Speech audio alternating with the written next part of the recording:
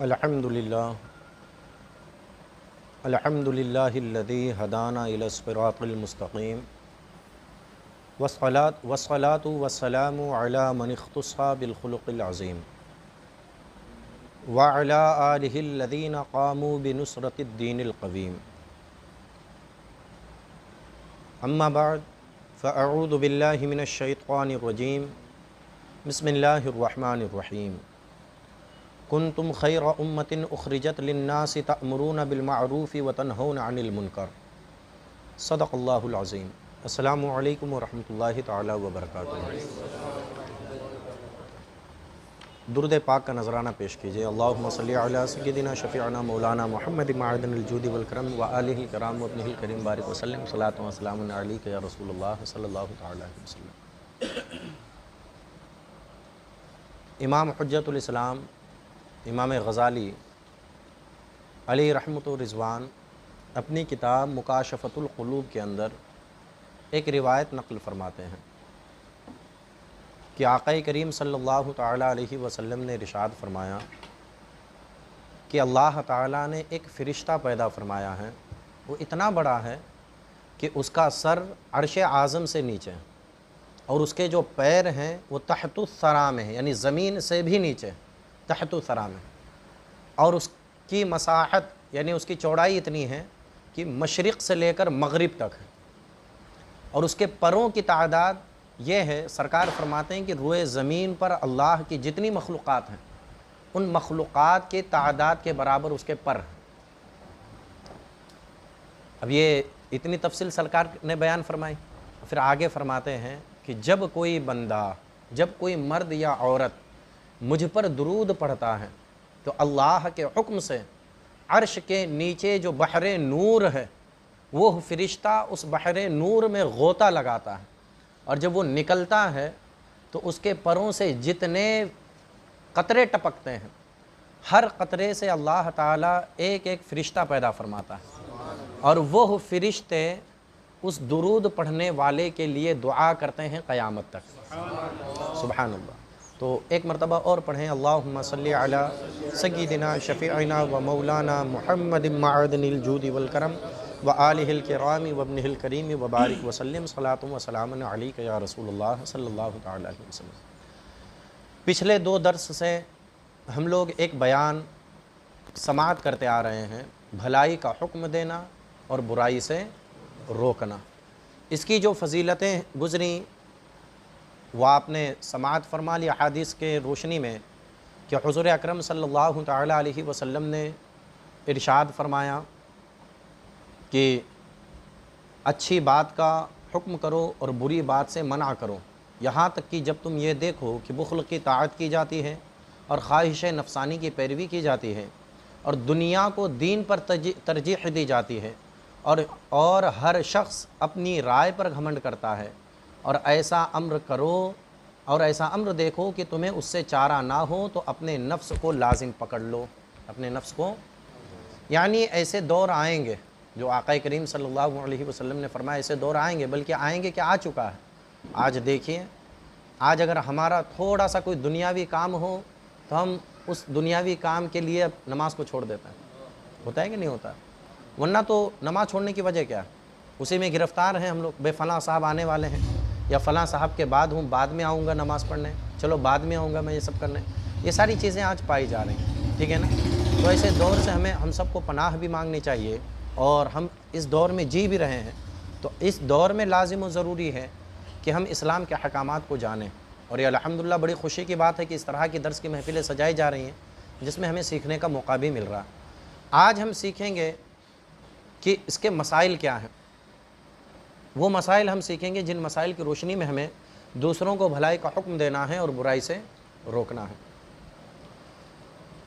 مسئلہ معصیت کا ارادہ کیا مگر اس کو کیا نہیں تو گناہ نہیں، کسی نے گناہ کا ارادہ کیا اور اس کو ابھی اس نے کیا نہیں تو یہ گویا کہ یہ گناہ نہیں ہے، بلکہ اس میں بھی ایک قسم کا ثواب ہے، جبکہ یہ سمجھ کر باز رہا کہ یہ گناہ کا کام ہے، نہیں کرنا چاہیے۔ کسی نے گناہ کا ارادہ کیا، بعد میں اس کو ابھی کیا نہیں ہے لیکن اس کو یہ یاد آیا کہ یار یہ تو بہت برا کام ہے، اس کو نہیں کرنا چاہیے، تو اللہ تعالیٰ یہ باز رہنے پر بھی اس کو ثواب عطا فرمائے گا۔ بہت سے مرتبہ ہوتا ہے، جیسے کہ ہمارے کچھ لوگ دن میں ڈاؤن لوڈنگ شروع کر دیتے ہیں، ٹھیک ہے، رات میں سجائیں گے اپنی رات کو، اس کے بعد پھر انہیں مان لو ایسے درس کے محفل میں شرکت کیے اور انہیں یاد آیا کہ یار یہ تو بہت برا کام ہے، انہوں نے کیا کیا، اس کو کیا نہیں، سب کو ڈیلیٹ مار دیا، تو اللہ تعالیٰ اس ڈیلیٹ مارنے پر بھی اس کو ثواب عطا فرمائے گا. سمجھ رہے ہیں؟ احادیث سے ایسا ہی ثابت ہے. اور اگر گناہ کے کام کا بالکل پکا ارادہ کر لیا، جس کو عزم کہتے ہیں، یعنی کرنا ہی کرنا ہے، سارے انتظامات کر چکے ہیں، تو یہ بھی ایک گناہ ہے، اگرچہ جس گناہ کا عزم کیا تھا اسے نہ کیا ہو. اگر کسی گناہ کا پکا ارادہ کر لیا، سمجھ رہے ہیں، پکا ارادہ کر لیا کہ مجھ کو کرنا ہے بھائی، پکا، کسی سے مجھ کو جھوٹ بولنا ہی بولنا ہے، پہلے سے پلاننگ رہتی ہے نا، فلاں صاحب آئیں گے تو ان کو کیا کیا بولنا ہے، یہ پکا بولنا ہے، تو وہ بولے گا تب بولے گا، لیکن یہ جو تم نے ارادے میں پختگی جو پیدا کی ہے، اس پر بھی تمہیں گناہ ملے گا. اللہ کسی کو گناہ کرتے دیکھے تو نہایت متانت اور نرمی کے ساتھ اسے منع کرے، بہت ہی زیادہ سنجیدگی اور بالکل ایک دم نرمی کے ساتھ. سب سے پہلے کیا حکم ہے کہ اس کو منع کرے اور اسے اچھی طرح سمجھائے. اسے کیا کرے، پہلے اچھی طریقے سے اس کو سمجھائے. اگر اس طریقے سے کام نہ چلا، وہ شخص باز نہ آیا، تو اب سختی سے پیش آئے. اب کیسے پیش آئے؟ سختی سے پیش آئے. اس کو سخت الفاظ کہیں، مگر گالی نہ دے، نہ فحش لفظ زبان سے نکالے. اس سے بھی کام نہ چلے تو جو شخص ہاتھ سے کچھ کر سکتا ہے کرے. مثلاً وہ شراب پیتا ہے تو شراب بہا دے، برتن پھوڑ ڈالے، گاتا بجاتا ہے تو باجے توڑ ڈالے. سمجھ رہے ہیں؟ جیسے مثال کے طور پر لے لیجئے، ہمارا بچہ ہے، غلط راستے پر نکلا، تو سب سے پہلے حکم کیا ہے؟ بچے کو بٹھائیں، اس کو سنجیدگی سے سمجھائے، بیٹا یہ جو کر رہے ہو یہ غلط ہے، ایسا نہیں کرنا چاہیے، اللہ اس کے رسول نے ہمیں اس سے منع کیا ہے، اس پر یہ فلاں گناہ ہے. اس کو پہلے اچھے سے سمجھائیں. لیکن تعجب کی بات کیا ہے معلوم ہے رفیق بھائی؟ ہم یہ کبھی نہیں کرتے. اے کاش اگر ہمارے پیرنٹس اگر یہ کریں، یا ہم لوگ جو پیرنٹس ہیں اگر ہم یہ کریں، تو 80% امید ہے کہ ہمارا بچہ باز آئے گا. 80%، چونکہ اس کو گھر میں عزت نہیں ملتی ہے بچے کو، اس کی وجہ سے وہ کیا کرتا ہے، دوست سے اس کو محبت ملتی ہے، عزت بھی ملتی ہے، تو وہ اب اچھے ہوں یا برے ہوں ان میں بھاگ جاتا ہے. وہی عزت اگر اس بچے کو، نوجوان کو گھر میں ملے، ہمارے ہاں ارے ترے ابے کہاں گیا تھا رے، یہی سارے لہجے ہیں ہمارے ہاں. تو کہاں سے بھئی اس لہجے میں کوئی عزت محسوس کرتا ہے؟ آپ ذرا بولیے، کوئی عزت محسوس کرے گا؟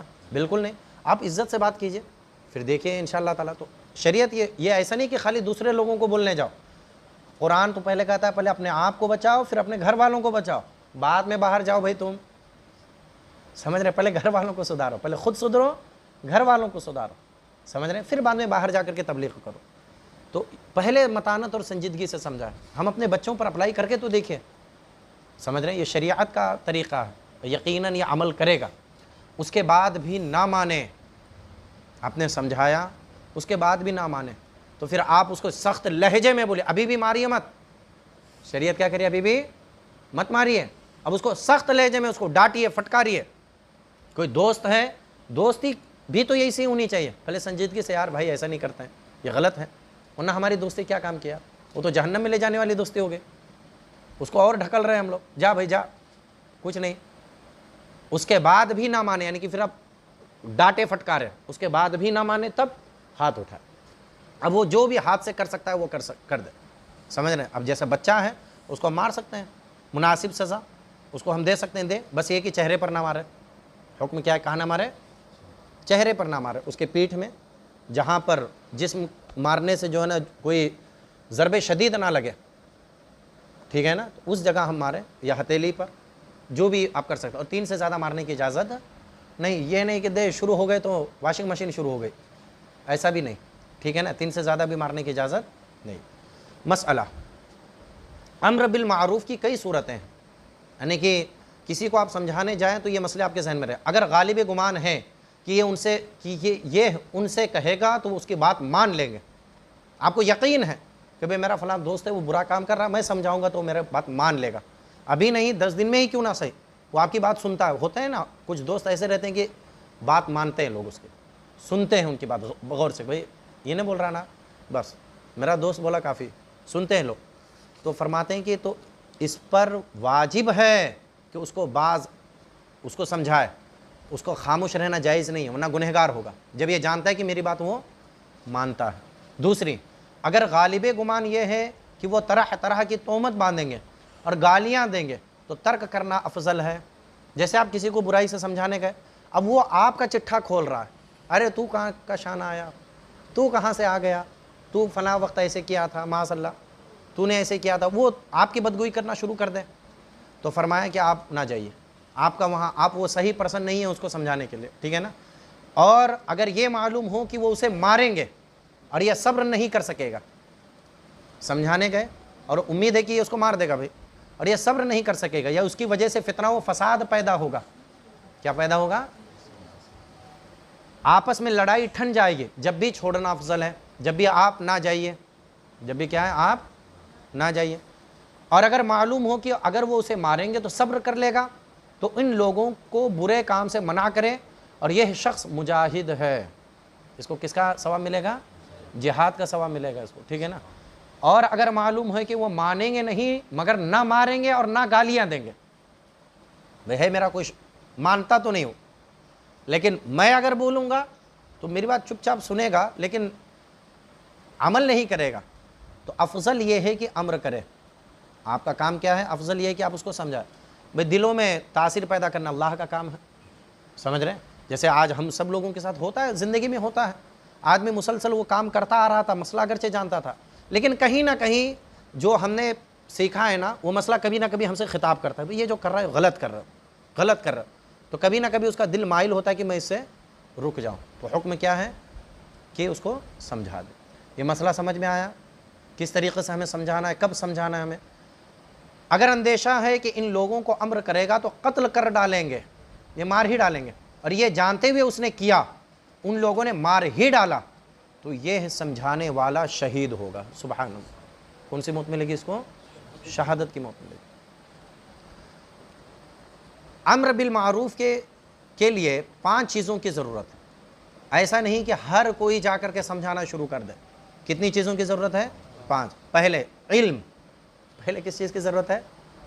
علم، علم ہونا چاہیے کہ جسے علم نہ ہو اس کام کو اچھی طرح انجام نہیں دے سکتا، جسے معلومات ہی نہیں ہے اس چیز کے بارے میں تو جا کر کے کیا سمجھائے گا؟ خالی بہت بولے گا نہیں رکو نہیں رکو، اگر وہ سامنے والا سوال کرے تو یہ جواب دے سکتا ہے؟ بلکہ اگر یہ خاموش رہا تو اسے اپنی جہالت پر اور ایک ثبوت مل گیا کہ بھئی میں صحیح ہوں تبھی تو یہ کچھ جواب نہیں دے پا رہا، ہوتا ہے کہ نہیں ہوتا؟ نمبر 2، اس سے مقصود رضائے الہی اور اعلاء کلمت اللہ ہو، اس کا یہ مقصد نہیں ہو کہ میں اس کو جا کر کے جو نیچا دکھاؤں گا، اب بھی اس کو بتاتا ہوں میں انہیں کیا کرتا ہے، اس کو ذلیل کرنا مقصد نہ ہو۔ نمبر 3، جس کو حکم دیتا ہے اس کے ساتھ شفقت و مہربانی کریں، نرمی کے ساتھ کہے، کس طریقے سے کہیں؟ نرمی کے ساتھ کہیں۔ اور نمبر 4، امر کرنے والا صابر اور بردبار ہو، جو آپ بولنے جا رہے ہیں نا تو جو سمجھانے جا رہا ہے اس کے اندر کیا ہو؟ وہ صبر کرنے والا ہو۔ اگر سامنے کی طرف سے اگر کچھ بولے تو یہ نہیں کہ یہ خود ہی دوسرا جھگڑا شروع کر دے، ٹھیک ہے نا، بلکہ یہ صبر کرنے والا ہو، اب بردبار ہو، کچھ کہہ دے تو برداشت کرے، ٹھیک ہے نا۔ پنجم، یہ شخص خود اس بات پر عامل ہو، یہ خود اس برے کام کو نہ کرتا ہو، ورنہ قرآن کے اس حکم کا مصداق بن جائے گا، کیوں کہتے ہو وہ جس کو تم خود نہیں کرتے؟ اللہ کے نزدیک ناخوشی کی بات ہے یہ ہے کہ ایسی بات کہو جس کو خود نہ کرو، اور یہ بھی قرآن مجید میں فرمایا گیا، کیا لوگوں کو تم اچھی بات کا حکم کرتے ہو اور خود اپنے کو بھولے ہوئے ہو، خود اپنے کو بھولے ہوئے۔ اب ذرا اندازہ لگائیں، غوث پاک رضی اللہ تعالیٰ عنہ کی بارگاہ میں ایک خاتون آتے ہیں اپنے لڑکے کو لے کر اور عرض کرتے ہیں کہ حضور میرے بیٹے کو آپ نصیحت کر دیں، یہ میٹھا بہت کھاتا ہے۔ کیا کھاتا ہے؟ میٹھا بہت کھاتا ہے، اس کو سمجھا دیں۔ غوث اعظم رضی اللہ تعالیٰ عنہ آپ اندر تشریف لے گئے، 40 دن کے بعد تقریباً یا کئی دنوں کے بعد آپ نے اس لڑکے کو بلایا اور فرمایا کہ بیٹا میٹھا مت کھانا۔ کیا فرمایا آپ نے؟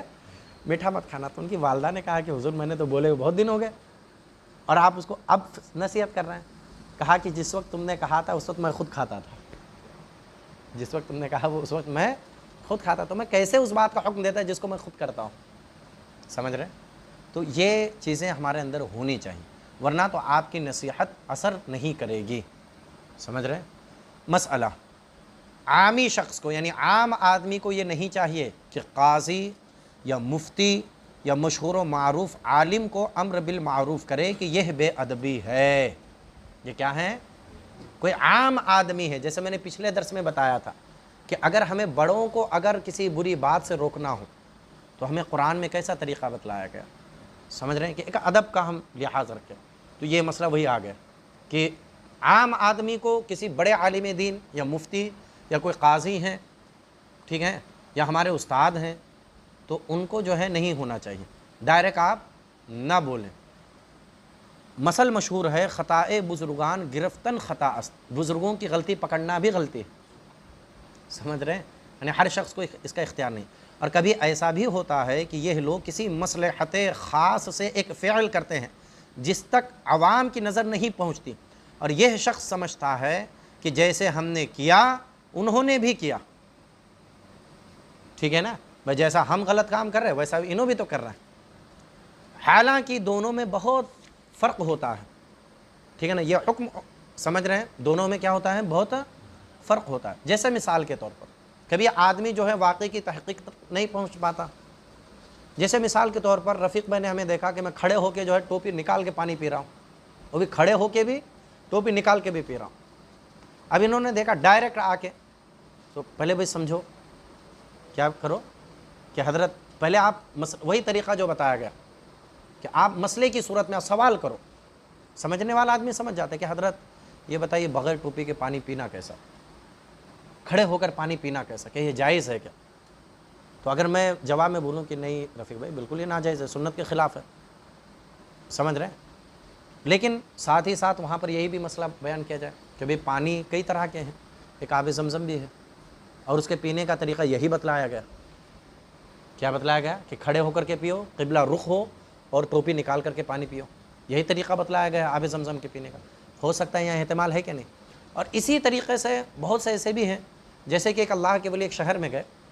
اب جب شہر میں پہنچے تو لوگوں کی جو بھیڑ لگ گئی، رمضان شریف کا مہینہ تھا، لوگوں کی جو بھیڑ لگ گئی، یعنی کہ اب ان کو کوئی فرصت ہی نہیں، ہر وقت لوگ ان سے ملاقات کے لیے آ رہے ہیں، ملاقاتیوں کی کمی نہیں.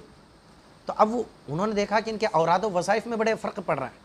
تو ایک دن میں وہ گئے، جانے کے بعد ایک جگہ باقاعدہ مارکیٹ میں بیٹھ کر کے انہوں نے سب کے سامنے، رمضان کا مہینہ، سب کے سامنے کھانا شروع کر دیا. کیا شروع کر دیا؟ انہوں نے کھانا شروع کر دیا رمضان شریف کے مہینے میں. اور حالانکہ لوگ ان سے مل رہے ہیں کہ اللہ کے بہت بڑے ولی ہیں. اب لوگوں نے دیکھا کہ ارے تو کھلم کھلا کھا رہے ہیں، وہ بھی رمضان کے دنوں میں جہاں لوگ سب روزہ ہیں، مارکیٹ کے اندر کھا رہے ہیں. تو اب ان سے ملاقاتیوں کی تعداد گھٹنے لگ گئی. اب وہ بات اچھائی جلدی نہیں پھیلتی نا، برائی بہت جلدی یہ ہو جاتی، یہ بالکل ایک دم ہو گئی. تو اب جو قریب کے جنہوں نے سمجھا مسئلے کو، تو جب تحقیق کیا گیا تو کہا کہ بھئی وہ تو مسافر ہیں. وہ کیا ہیں؟ مسافر ہیں. اور مسافر کو حالت سفر میں روزہ نہ رکھنے کی اجازت ہے. مسافر کو حالت سفر میں روزہ نہ رکھنے کی اجازت ہے. جب انہوں نے دیکھا کہ میری عبادت، میرے اوراد و وظائف میں خلل واقع ہو رہا ہے، تو انہوں نے کس پر عمل کیا؟ رخصت پر عمل کیا. ٹھیک ہے نا. تو لوگوں نے جو دیکھا تو کیسا رسپانس گیا؟ سمجھ میں بات آ رہی ہے؟ تو ہو سکتا ہے کہ جیسا آپ نے کسی عالم دین کو کام کرتے دیکھا وہ واقعہ ویسا نہ ہو جیسا آپ نے سمجھا. اس لیے حکم کیا ہے کہ ہر کسی کو، کوئی عالم ہو، کوئی مفتی ہو، ٹھیک ہے نا، کوئی مشہور و معروف شخصیت ہو، ٹھیک ہے نا، ان کو ہر کسی کو سمجھانے کی اجازت نہیں ہے. شرع نے ایک طریقہ اس کا بتلایا. ٹھیک ہے نا. مسئلہ، جس نے کسی کو برا کام کرتے دیکھا اور خود یہ بھی اس برے کام کو کرتا ہے، خود یہ بھی اس برے کام کو کرتا ہے، تو اس برے کام سے منع کر دے. اس برے کام سے کیا کر دے؟ منع کر دے. پہلے کا جو مسئلہ گزرا وہ تقوی کے بنا پر تھا. اس بنا پر تھا کہ سب سے پہلے تم چھوڑو. سمجھ رہے ہیں نا؟ سب سے پہلے تم چھوڑو، اس کے بعد پھر لوگوں کو منع کرنے نکلو. لیکن آپ دیکھ رہے ہیں جس کوئی برا کام ہے جس میں آپ خود ملوث ہیں، اور وہی کام کوئی دوسرا بھی کر رہا ہے، تو اور آپ جانتے ہیں کہ یہ برا ہے، تو حکم کیا ہے؟ آپ اس کو منع کرو. آپ اس کو کیا کرو؟ منع کرو. کیونکہ اس کے ذمے دو چیزیں واجب ہیں: برے کام کو چھوڑنا اور دوسرے کو برے کام سے منع کرنا. اگر ایک واجب کا تارک ہے تو دوسرے کا کیوں تارک بن رہا ہے؟ بہت سارے لوگ اسی لیے تو نہیں بولتے. سمجھ رہے ہیں؟ ارے بھائی میں کیسا بولوں، میں خود ہی وہ کرتا ہوں. بھائی آپ جانتے ہیں برا ہے تو کم سے کم آپ روکیے، چونکہ آپ کے ذمے اس وقت دو چیزیں ضروری ہیں. ایک تو آپ خود پہلے رکو، اور دوسرا کیا ہے؟ دوسروں کو اس برے کام سے منع کرو، اور ہم کچھ بھی نہیں کریں گے تو پھر کیسے ہوگا؟ اسی لیے تو برائیاں جو ہے پھیلتی جاتی ہیں۔ مسئلہ، کسی نے گناہ کیا، پھر سچے دل سے تائب ہو گیا، تو اسے یہ نہ چاہیے کہ قاضی یا حاکم کے پاس اپنے جرم کو اس لیے پیش کرے کہ حد شرعی قائم کی جائے، کیونکہ پردہ پوشی بہتر ہے۔ پردہ پوشی کیا ہے؟ بہتر ہے۔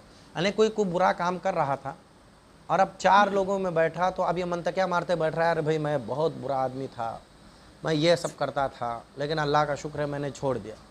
تو بھائی ٹھیک ہے، بھائی اللہ کا شکر ہے تم نے چھوڑا، لیکن چھوڑا تو چھوڑا، لیکن اب جو تم بیان کر رہے ہو یہ بھی ایک گناہ ہے۔ گناہ کا اعلان بھی گناہ ہے، گناہ کا بیان کرنا بھی کیا ہے؟ گناہ ہے، اس کو بیان نہیں کرنا چاہیے۔ باپ کو اندیشہ ہے کہ اگر لڑکے سے کہے گا، اچھا ایک شخص برا کام کرتا ہے، اس کے باپ کے پاس شکایت لکھ کر بھیجی جائے یا نہیں؟ اگر معلوم ہے کہ اس کا باپ منع کرنے پر قادر ہے اور وہ منع بھی کر دے گا تو لکھ کر بھیج دے، ورنہ کیا فائدہ؟ سمجھ رہے ہیں؟ یعنی کہ آپ نے کسی کے لڑکے کو دیکھا کہ وہ برا کام کرتا ہے، پہلے آپ نے اس کو سمجھایا، وہ نہیں مان رہا ہے، کوشش کی آپ نے لیکن وہ آپ کی بات سمجھ نہیں رہا، تو آپ اگر جانتے ہیں کہ اس کے والد سے بولوں گا میں تو اس کے والد اس کو سمجھا دیں گے۔ جیسے کوئی برسٹال پھونک رہا ہے، وہ واقعتاً برا ہے، سمجھ رہے ہیں نا، اس کے جسم کو خراب کرتا ہے، تو آپ نے اس کو سمجھایا کہ بیٹا نہیں پیتے ہیں، لیکن وہ مان ہی نہیں رہا ہے۔ اب آپ اس کے والد کو بولیں تو یہ غیبت نہیں ہوگی، کیا نہیں ہوگی؟ یہ غیبت نہیں ہوگی۔ اور اگر آپ کو معلوم ہے کہ اس کا والد سمجھائے گا تو یہ بھیجنا بھی ثواب کا کام ہے، اور اگر معلوم ہے کہ یہ اپنے باپ کی بھی نہیں مانتا تو پھر آپ کے بھیجنے کا بھی فائدہ نہیں، آپ کے بولنے کا بھی کوئی فائدہ نہیں ہے۔ مسئلہ، ایک شخص کو دوسرے کا مال چراتے دیکھا ہے مگر مالک کو خبر دیتا ہے تو چور اس پر ظلم کرے گا، تو خاموش ہو جائے اور یہ اندیشہ نہ ہو تو خبر کر دے، اور اگر یہ اندیشہ نہ ہو تو خبر کر دے۔ سمجھ میں بات آ رہی ہے؟ تو آپ ذرا سوچئے گا، اگر کوئی برے کام کرے تو ہمیں اس کے برائی سے روکنا جائز ہے، اگر کوئی بدعملی کا کام کرے تو ہمیں اس کے باپ کو تک بولنا جائز ہے، اور اگر کوئی بد اعتقادی کا کام کرے تو کیا ہم پر واجب نہیں ہوتا ہے؟ جی واجب ہوتا ہے کہ نہیں ہوتا ہے؟ آپ دیکھیے گا، بد اعتقادی بد مذہبی اسی وقت کنٹرول میں آ سکتی ہے جب ہر آدمی اپنے اپنی جگہ پر مبلغ بن جائے، ہر آدمی اپنی اپنی جگہ پر لوگوں کو پہنچائے۔ آج ہم یہاں پر بیٹھے ہیں، تقریباً 30 کی تعداد میں ہیں، اگر ہم نیت کریں کہ ہم 30 لوگ کم سے کم 2 لوگوں کو بولیں گے، 2 لوگوں تک ہم بتائیں گے، پتہ نہیں کون گھنٹے بھر کا درس سنے گا نہیں سنے گا، لیکن ہم نے جو بھی باتیں سنی ہیں 2 باتیں ہم لوگوں کو بتائیں گے، تو آپ ذرا سوچیں کتنوں تک باتیں جائیں گی، پھر وہ 2 اور بھی 2 تک جائیں گے، تو اس طریقے سے سلسلہ بڑھتا جائے گا۔ اور اگر ہم خود دیکھیں بھائی، ایک امام یا ایک عالم تو پورے گاؤں پر نظر ہوتی نہیں ہے، ہر گھر میں کیا چل رہا ہے، لیکن اڑوس پڑوس والے تو جانتے ہیں نا، یہاں پر جتنے لوگ اپنے محلے کے بارے میں خبر رکھتے ہیں، تو کم سے کم ہم اپنے محلے میں دیکھیں کوئی بد مذہب تو نہیں آ رہا ہے، کسی بد مذہب کا رشتہ تو نہیں آ رہا ہے، یا ہماری بچی بد مذہب کے یہاں تو نہیں جا رہی ہے، یا کسی بد مذہب کی بچی ہمارے یہاں تو نہیں آ رہی۔ اگر ہم اس پر نگاہ رکھیں اور اس پر ہم سمجھائیں متانت و سنجیدگی کے ساتھ، یا اگر آپ کو معلوم ہے کہ آپ کی بات نہیں مانتے، نہیں مانی جائے گی، بچہ سمجھ کے چھوڑ دیا جائے گا، تو ہم کسی بڑے کا سہارا لیں، ان سے ہم کہلوائیں، تو دیکھیے گا کوشش کرنے، جہاں آدمی کوشش کرتا ہے تو اس کی کوشش کبھی بھی ناکام نہیں ہوتی ہے، کوشش ایک نہ ایک دن ضرور رنگ لاتی ہے، لیکن ہم کوشش کرتے نہیں، اسی کے حال پر چھوڑ دیتے ہیں، اور جب بالکل سڑنے پر آتا ہے تب جا کر کے ہم ناچنا شروع کرتے ہیں، بھائی اس نے کرا اب اس کا بائیکاٹ کرو، اس سے رشتہ توڑ دو، اس کے جنازے میں نہیں جانے کا، اس میں نہیں جانے کا۔ تو بالکل صحیح ہے، ہم نہیں جائیں گے، لیکن وہ نوبت تو مت لاؤ، پہلے کیا نہ لاؤ، وہ نوبت تو مت لائیے۔ ہم وہ نوبت پوری آ جاتی ہے، اس کے بعد پھر ہم پریشان ہونا شروع کر دیتے ہیں۔ تو انشاءاللہ تعالیٰ اگر ہم ابتدائی سے اگر یہ فتنے کا اگر سد باب کریں تو انشاءاللہ تعالیٰ وہ نوبت بھی نہیں آئے گی، اور الحمدللہ ابھی نائگاہ محفوظ ہے، اللہ کا شکر ہے، سمجھ رہے ہیں نا۔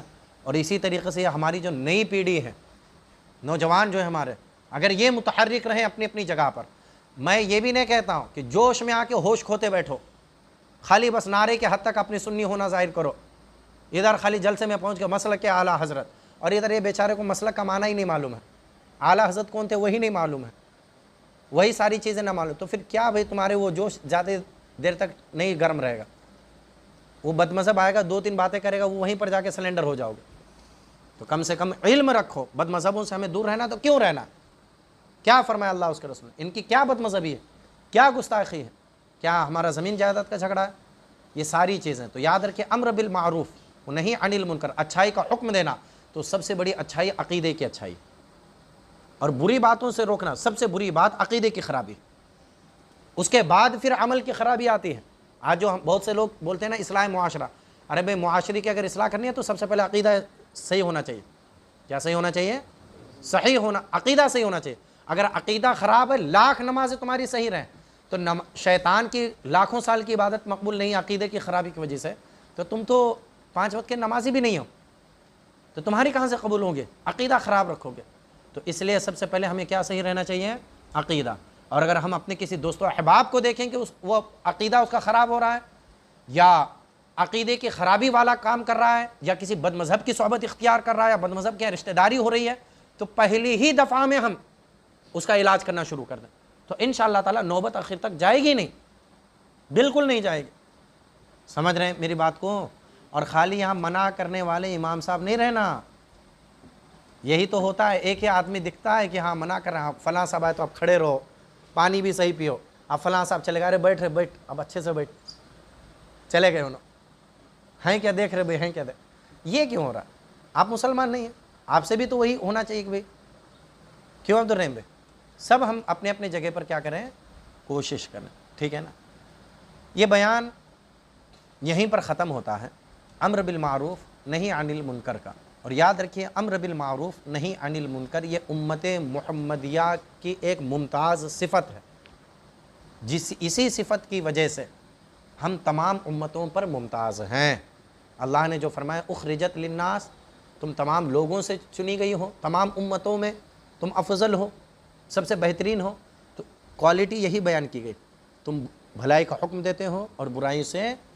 تو یہ چیز ہمارے اندر ہونی چاہیے. اپنے اندر ٹوکنے کی عادتیں ڈالیے، یہ نہیں کہ سامنے والا کیا کر رہا ہے اس کا عمل اس کے ساتھ. یہ بد مذہبوں کی بولی ہے.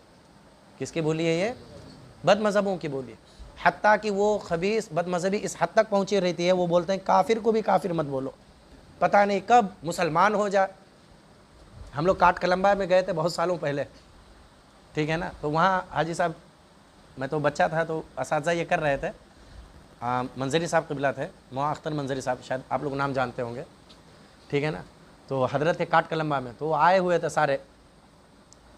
تو اسے یہ ہو رہا ہے، تو مکھیڑ میں سبزی پھل فروٹ بیچتا، بالکل چوک پر، وہی تھا خبیث. تو کیا بول رہا؟ نہیں نہیں حضرت، کافر کو بھی کافر نہیں بولنا، پتہ نہیں کب مسلمان ہو جائے. تو حضرت نے کہا تو قرآن میں تو قل یا ایھا الکافرون، اللہ نے کافروں کو کافر کہا ہے.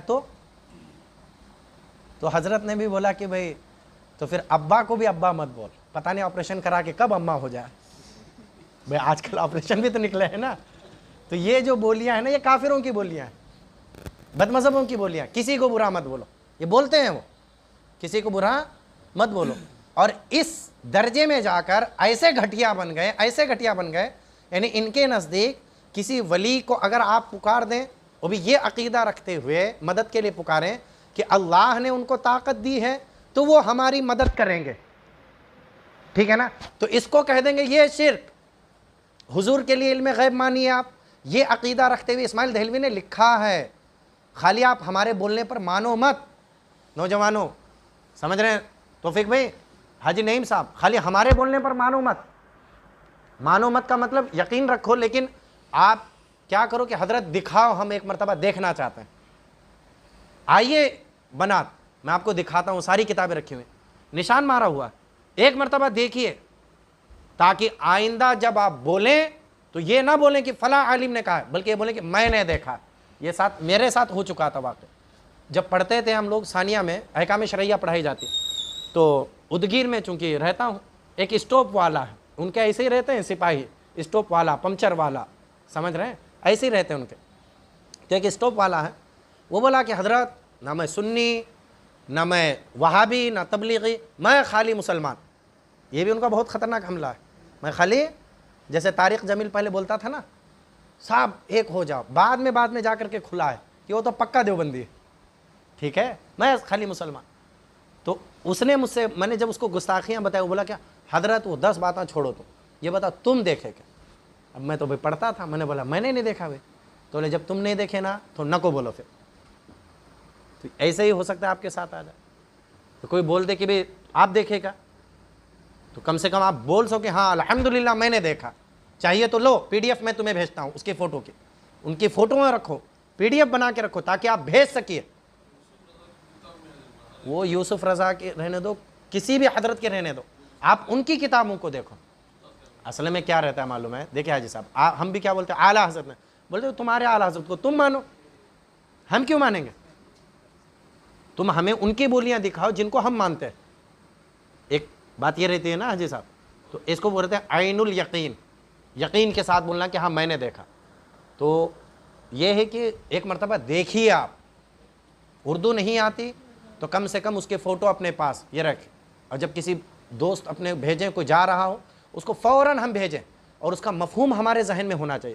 لیکن ہاں بغیر علم کے بحث بھی مت کرو. یہاں پہلی شرط وہی بھی بتائی گئی, پتہ چلے واٹس ایپ پہ مناظرے کر رہے ہیں آپ لوگ, سمجھ رہے ہیں, وہ بالکل نہیں ہونا چاہیے. سمجھ رہے ہیں نا, واٹس ایپ, فیس بک, انسٹاگرام پہ مناظرے آپ ہی مناظر بن کے کر رہے ہیں. تو کیونکہ جب آدمی کے پاس علم نہیں ہوگا تو پتہ نہیں کہاں پیر پھسلے گا, وہ آپ کو خود شعور نہیں ہوگا. تو آپ بحث مت کرو, ہاں آپ بولو کہ آپ کو کرنی ہے بات, ہم اپنے عالم دین کے پاس چلتے ہیں. تم جس کے پاس بولو کہ ہم چلو چلتے ہیں حضرت کے پاس, اور بات جو ہے دلائل سے کریں گے, بغیر دلیل کے بات نہیں, ٹھیک ہے نا. تو یاد رکھیے امر بالمعروف یعنی ہمارا خاصہ ہے, ہماری صفت ہے بھلائی کا حکم دینا. تو سب سے بڑی بھلائی کون سی بھلائی ہے؟ عقیدے کی اصلاح کرنا. کون سی بھلائی ہے؟ عقیدے کی اصلاح کرنا, ٹھیک ہے نا. اور سب سے بری خرابی کیا ہے؟ عقیدے کی خرابی, ٹھیک ہے نا. تو یہ ہم پر لازم و ضروری ہے. اگر یہی چیز اگر ہم یہ نسلوں میں اگر ہم یہ کریں, ان بچوں کو بھی جب بٹھائیں, بچے جب شعور کو ہونے والے ہوں, تو چاہے موقع آئے یا نہ آئے, ہم ان بچوں کو بتائیں کہ بیٹا دیکھو وہابیوں سے دور رہو, بد مذہبوں سے دور رہو, ہمیں اعلیٰ حضرت کو ماننا چاہیے, غوث اعظم کو ماننا چاہیے. اور وہ بچہ بھی پوچھے کہ ابو غوث اعظم کون ہے, تو ہم کم سے کم اتنا تو رکھیں کہ غوث اعظم کون ہے بتا سکیں, ٹھیک ہے نا. وہ نہیں کہ 11ویں کس کے نام سے ہے, سر کھجا کے بولے نہیں معلوم ہے ہمارے کو, وہ ایسا نہیں ہونا چاہیے.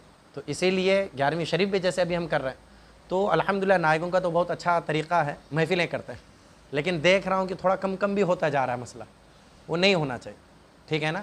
محفلیں کریں, جہاں محفل کر رہے ہیں تو اپنی محافل میں ایک عالمی دین کو ضرور یہ رہیں, ٹھیک ہے نا. اگر وہ آئیں 10 منٹ 15 منٹ, حضرت ہمیں صرف غوث پاک کے بارے میں بتائیے, 2 کرامتیں, زیادہ نہیں, 10 منٹ 2 کرامتیں بتائیں, غوث اعظم کی کوئی چیز بتائیں, زندگی بتائیں. تو آپ اندازہ لگائیں, اگر الحمدللہ تقریباً نہیں تو 30-40 محفلیں اگر ہوتی ہوں گی, یا مان لیجیے 10 بھی محفلیں اگر ہوتی ہوں گی, 10 محفل میں اگر 10 منٹ اگر بتاتے جائیں تو کتنا مواد ہمیں ملے گا. ہر محفل میں ایک نئی بات بھی ملتی جائے گی, یا اگر تکرار ہوگی تو وہ بات ذہن و دماغ میں پختہ ہوتی چلی جائے گی, ٹھیک ہے نا. تو ہمیں اس کا معمول بنانا چاہیے, ٹھیک ہے نا. اب بیان جو شروع ہو رہا ہے علم اور تعلیم کا بیان. علم ایسی چیز نہیں جس کی فضیلت اور خوبیوں کے بیان کرنے کی حاجت ہو. ساری دنیا جانتی ہے کہ علم بہت بہتر چیز ہے, اس کا حاصل کرنا طغرائے امتیاز ہے. یہی وہ چیز ہے کہ اس سے انسانی زندگی کامیاب اور خوشگوار ہوتی ہے, اسی سے دنیا و آخرت سدھرتی ہیں. مگر ہماری مراد اس علم سے وہ علم نہیں جو فلاسفہ سے حاصل ہوا ہو اور جس کو انسانی دماغ نے اختراع کیا ہو, یا جس علم سے دنیا کی تحصیل مقصود ہو. ایسے علم کی قرآن مجید نے مذمت کی. یعنی یہاں پر علم سے مراد جو حدیثیں بیان ہوگی یا حدیثوں میں جس علم کی فضیلت بیان کی گئی, یہ دنیاوی علم مراد نہیں ہے کہ اسکول کالج کا علم مراد, ٹھیک ہے نا, بلکہ صلی اللہ علیہ وسلم وہ علم ہے جس سے دنیا و آخرت دونوں سنورتی ہیں, اور یہی علم ذریعہ نجات ہے, اور اسی کی قرآن و حدیث میں تعریفیں آئی ہیں, اور اسی کی تعلیم کی طرف توجہ دلائی گئی ہے. قرآن مجید میں بہت سے مواقع پر اس کی خوبیاں صراحتاً یا اشارتاً بیان فرمائی گئی. کس کے بارے میں؟ علم دین کے بارے میں. کس کے بارے میں؟ اور آج ہم اسی سے بہت زیادہ دور ہیں بھائی, سب سے زیادہ دوری ہماری اسی سے ہے. اگر یہ 4-5 مسئلے ہٹا دو, اس کے بعد پھر اگر کچھ مسئلہ پوچھیں کہ تو بس ہم ادھر آئیں بائیں جھانکنے لگ جاتے ہیں, سمجھ رہے ہیں. یاد رکھیے گا, آپ کوئی بھی کام شروع کرنے جائیں تو شریعت کہتی ہے, اگر آپ تجارت شروع کرنے جا رہے ہیں, بزنس شروع کرنے جا رہے ہیں, تو شریعت ہمیں کہتی ہے سب سے پہلے آپ پر فرض ہے تجارت کے مسائل کو جانو. کون سے مسائل کو جانو؟ تجارت کے بزنس کیسے کرنا ہے آپ کو پہلے وہ جانو. اور فرمایا گیا یہ فرض عین ہے، فرض کفایہ نہیں ہے، فرض عین ہے کہ پہلے آپ اس کو جانو.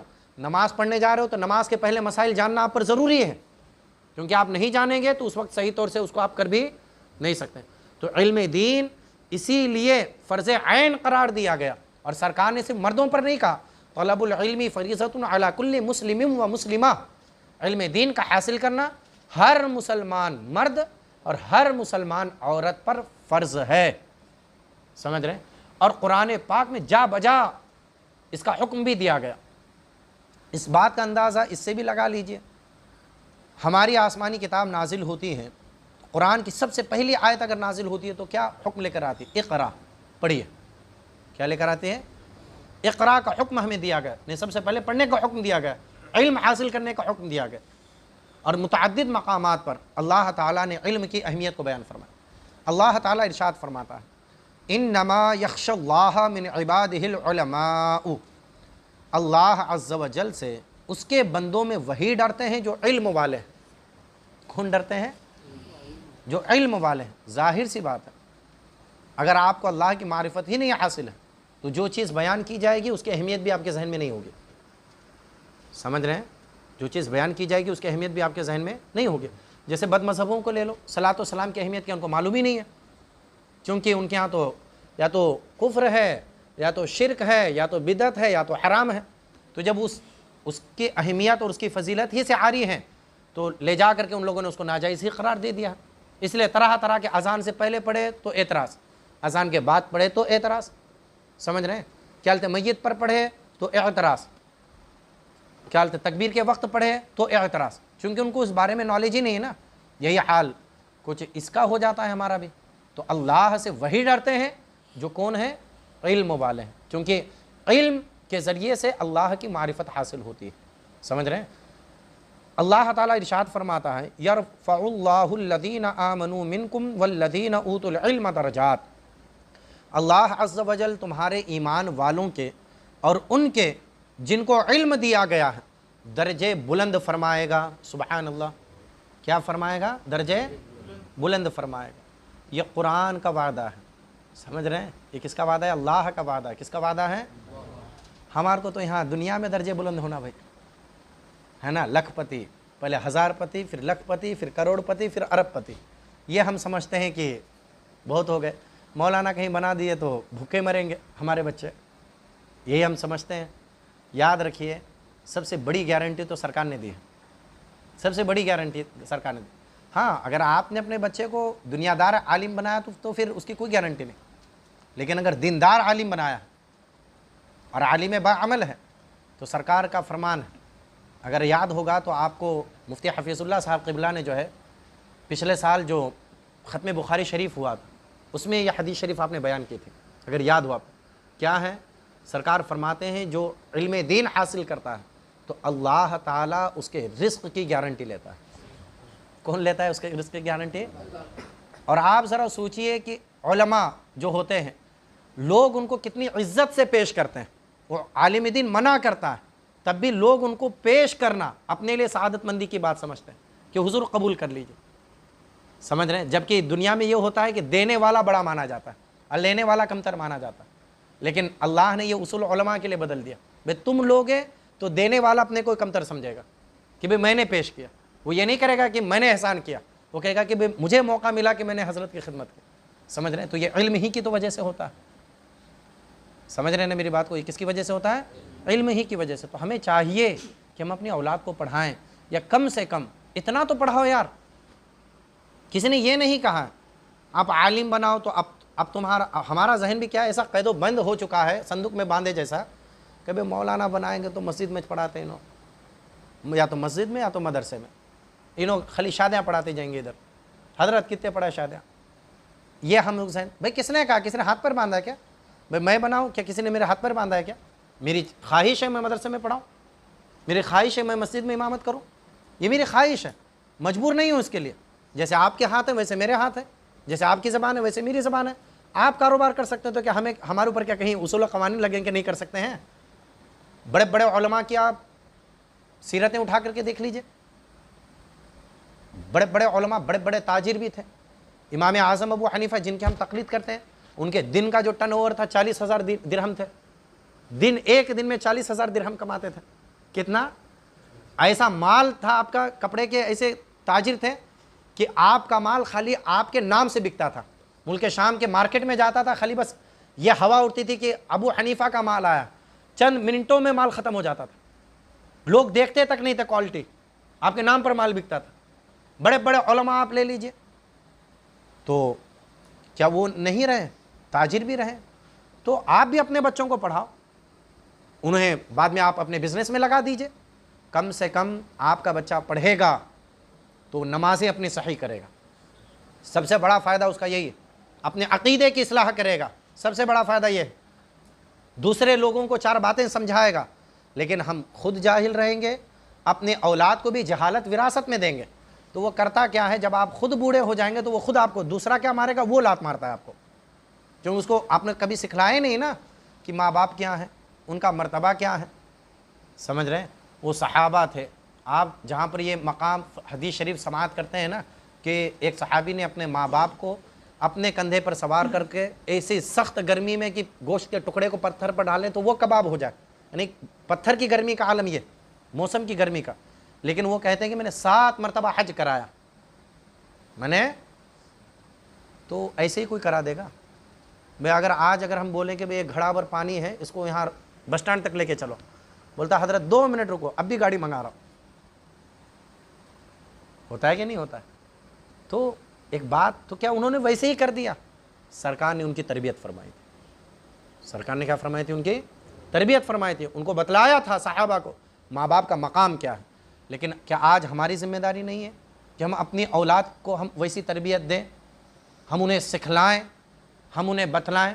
لیکن آج ہم میں سے کوئی کرنے کو تیار نہیں، کوئی مدرسے میں اپنے بچوں کو ڈالنے کو تیار نہیں۔ سمجھ رہے ہیں؟ مدرسے میں جائیے تو بالکل ہمارے قوم کے وہ لوگ، سمجھ رہے ہیں، جو بالکل پسماندہ ہیں، ان کے بچے آ کر کے پڑھتے ہیں۔ اور تعجب کی بات تو یہ ہے، چونکہ میں بھی پڑھایا ہوں مدرسے میں، بچوں کے مدرسے میں، ابھی بچوں کے مدرسے میں سمجھ لو، پہلے بچوں کے مدرسے میں ہی پڑھاتا تھا۔ تعجب کی بات تو یہ ہے پٹھان صاحب، کچھ لاتے ہیں، رکھتے ہیں، جب بیچارہ تھوڑا جوانی کی دہلیز پر قدم رکھے گا تو ایک آئی بیچاری ماں اور وہ اپنے بچے ہی کو نکال رہی ہے، 1 سال ہی تھا اس کو عالم بننے میں۔ ہم بولے بھائی اس کو پڑھاؤ، کیوں اس کو نکال رہی ہو؟ تو کیا بولتے ہیں، نہیں حضرت اب بڑا ہو گیا میرا بچہ، اب اس کو تھوڑا کام کو لگاتی ہوں میں۔ کس کو لگاتی ہوں؟ کام کو لگاتی۔ ایک بچے کو لا کے ڈالے، اس کا چاچا کہ کیا بولتا معلوم ہے، بولتا ہے کہ بھائی پڑھ رہا ہے، بولے کیوں پڑھ رہا؟ میں بولا بھائی کہاں سے آئے، کیا کرتا تھا یہ گھر پہ؟ چونکہ معلوم تھا، بولے حضرت یہ ندیا میں کیکڑے پکڑتے گھومتا تھا۔ تو آپ ذرا سوچئے گا، تو پھر قوم ہماری کہاں ترقی کرے گی بھائی؟ تو پھر ظاہر سی بات ہے برائیاں ہی پھیلنی ہے۔ اگر آپ کا بچہ پڑھتا، کسی بڑے گھر کا بچہ پڑھتا، اس کو پیسے کی کوئی لالچ نہیں، چونکہ گھر میں اس کا اتنا پیسہ ہے، اس کو منصب کی کوئی لالچ نہیں، خود وہ گھریلو اعتبار سے منصب پر فائز ہے، جب وہ حق بات بولے گا نا تو ڈنکے کی چوٹ پر بولے گا، وہ کسی کی فکر نہیں کرے گا، حق بات جب بولے گا، چونکہ اس کے دل میں نہ منصب کی لالچ، نہ پیسے کی لالچ، کسی چیز کی کوئی لالچ نہیں۔ اب وہ جو تبلیغ کرے گا، اللہ تعالیٰ اس کی تبلیغ میں بھی اثر پیدا فرمائے گا۔ سمجھ رہے ہیں؟ اسی وجہ سے کہا گیا ہے کہ اچھے خاندان والوں کو پڑھانا چاہیے، لیکن یہاں جتنا بڑا خاندان اتنا ہی علم سے کورا، اتنا ہی علم سے دوری ہماری، چاہے لڑکا ہو چاہے لڑکی ہو، ہمارا معمول وہی بنتا چاہ رہا ہے۔ ابھی تو لڑکیوں میں کچھ غنیمت ہے الحمدللہ، اچھے گھر کی بھی بچیاں پڑھتی ہیں، لیکن بچے بالکل نہیں پڑھتے، اور ہم نے اپنے ذہنوں میں یہی بسا کر کے رکھا۔ یاد رکھیے، امیر ہوں گے اپنی جگہ ہوں گے آپ، امیر مالدار ہوں گے آپ اپنی جگہ ہوں گے، پٹھان خان یہ سب آپ اپنی جگہ ہوں گے، قبر میں نہ خان چلے گا نہ پٹھان چلے گا۔ سمجھ رہے ہیں؟ اگر آپ کو اللہ اس کے رسول کی معرفت چاہیے تو آپ کو علم دین حاصل کرنا پڑے گا۔ تو نیت کریں ہم سب، اپنے بچوں کو ہم انشاءاللہ تعالی مدرسے میں ضرور پڑھائیں گے، اور اگر مدرسے میں بھی نہ صحیح تو کم سے کم ہم ان کے جوانی تک تعلیم کا انتظام کریں گے، ہمیں جیسی سہولت ملے ہم اپنے بچوں کو عالم ضرور بنائیں گے۔ اور اس زمانے میں تو بہت زیادہ ضروری ہے، بہت زیادہ ضروری ہے، چونکہ یہ جو آج کل جو چھوٹے چھوٹے بھی جو کلپ بناتے ہیں نا، چھوٹے چھوٹے بھی، اس میں بھی ایسے ٹیلی ویژن بولیے، سیریل بولیے، یا پتہ نہیں وہ کیا کیا ہے، ریل بولیے، ایسے ایسے ہونے لگے ہیں جس میں 10 سیکنڈ کا چلے گا، لیکن اس میں ہی ایک آپ کو بول دیا جائے گا کہ چھوٹا بڑے پر ہاتھ اٹھا رہا ہے، کوئی بندوق سے اڑا رہا ہے، کوئی فلاں چیز سے اڑا رہا ہے. تو آپ کا چھوٹا بچہ یہ اتنا سا ہے لیکن وہ اسی عمر سے ہاتھ اٹھانا سیکھ لیتا ہے، اسی عمر سے وہ الٹی بات کرنا سیکھ لیتا ہے، اسی عمر سے جو ہے گالی دینا سیکھ لیتا ہے، اسی عمر سے جو ہے ماں باپ کی نافرمانی سیکھ لیتا ہے. تو ایسے ماحول میں تو بہت زیادہ ضروری ہے. اچھا علم جب اتنی قیمتی چیز ہے تو آسانی سے حاصل ہو جائے گی؟ ایک بات مجھے بتائیے، آسانی سے حاصل ہو جائے گی؟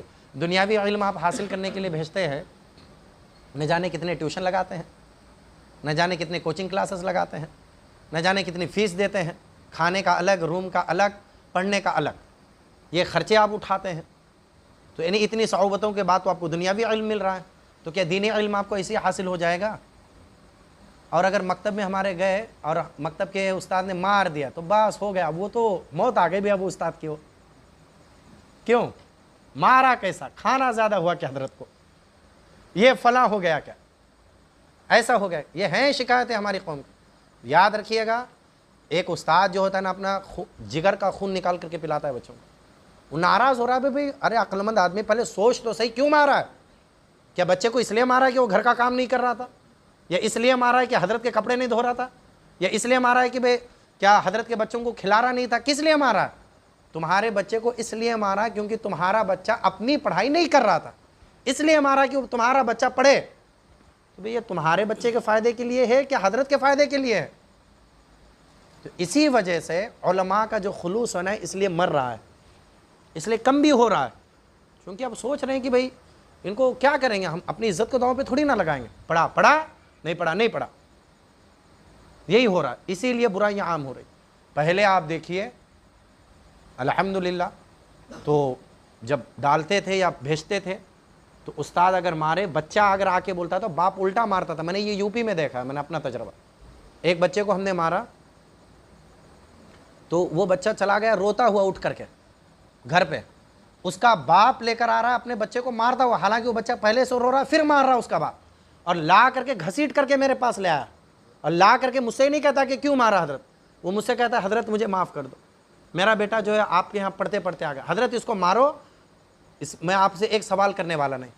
تو جب وہاں پر جب آپ وہ عزت آپ اپنے استاد بچے کے معلم کو دیں گے تو وہ دل کھول کر کے اور پڑھائے گا. وہ یہ سوچے گا کہ بھائی دیکھو اس کے باپ نے میری عزت بے عزتی نہیں کی بلکہ میرے جذبات کی اس نے قدر کی. سمجھ رہے ہیں؟ یہ ہمیں ہونا چاہیے. تو جہاں ہم بچے کے پڑھانے والے کی بھی قدر کریں گے تو یاد رکھیے وہ آپ کا بچہ کامیاب ضرور ہوگا. لیکن وہیں پر جہاں پر ہم پھسل جاتے ہیں اور اپنے ہی بچے کے سامنے استاد کو سناتے ہیں تو اب وہ بچہ کیا بولتا معلوم اپنے لگ مارے نا اب بھی ابا کو لے کے آتا ہوں، ابا کو اب بھی بولتا ہوں میں جا کے. یہی ہے ڈائلاگ چلتے ہیں. کتنے ائمہ کی ایسی باتیں ہیں. تو جس کی وجہ سے وہ بیچارے اگر اچھے پڑھانے والے بھی ہوں گے تو بولتے ہیں نہیں چھوڑو، ہمیں نہیں کرنا ہے. سب کے سب ویسے 5 سال گزرتے لیکن قرآن شریف صحیح ایک آیت نہیں پڑھ پاتے صحیح ڈھنگ سے. خدا آج ہم اپنی پوزیشن دیکھیں، نوجوان ہو گئے لیکن قرآن اٹھانے کی ہمت تک نہیں ہوتی ہے. نہیں پڑھتے ہیں، اس کی 2 وجہ ہیں. ایک تو آتا ہی نہیں ہے، سمجھ رہے ہیں؟ ایک تو وجہ کیا ہے کہ ہمیں آتا ہی نہیں ہے قرآن پڑھنا، اور ایک تو یہ ہے کہ ہم پڑھ ہی نہیں پاتے ہیں. پڑھتے تو ہیں لیکن پڑھیں گے تو اللہ رحم فرمائے کس انداز سے پڑھیں گے. تو اس لیے ہمیں چاہیے کہ ہم علم دین حاصل کریں اور جو اس میں سختیاں آتی ہیں اس کو برداشت کریں. اور جب ہم اپنے بچوں کو بھیجیں، مکتب کو بھی بھیجیں، تو یہ نیت کر کے بھیجیں کہ میں بھی اس کی نگرانی کروں گا اور اس کے اوپر ہر جائز سختی جو بھی کی جائے گی اس کو میں برداشت کروں گا. تو جب آپ یہ نیت کریں گے اور یقین جانیے یہاں پر آپ صبر سے کام لیجئے. اگر استاد نے آپ کے بچے کو مارا یا پیٹا آپ کے بچے کی بھلائی کے لیے، یہاں پر آپ صبر سے کام لیجئے، انشاءاللہ تعالیٰ آپ کا بچہ ضرور کامیاب ہوگا، ضرور کامیاب ہوگا. وہ بچہ ہے، بچے کو اپنی حرکت کرے گا، لیکن آپ بڑے ہیں، آپ بڑوں والی حرکت کیجئے. سمجھ رہے ہیں؟ صلی اللہ تعالیٰ علیہ وسلم.